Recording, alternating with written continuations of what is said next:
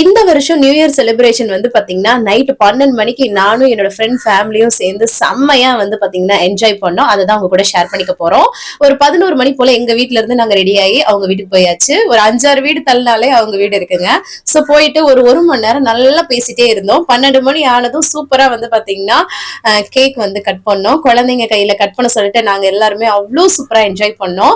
கதை பேசுனாங்க அவ்வளோ டைம் வந்து போனதே தெரியல.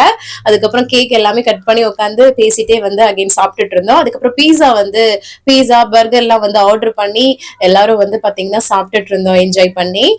என்ன பேசுறோம்னே தெரியல. 2 மணி வரைக்கும் நல்லா வந்து பாத்தீங்கன்னா டீ போடுறது, குடிக்கிறது, சாப்பிடுறதுன்னு சொல்லிட்டு ரிப்பீட்ன்ற மாதிரி நல்லா பேசுறதுன்னு சொல்லிட்டு அதுக்கப்புறம் நல்ல ஒரு டான்ஸ் போட்டாங்க.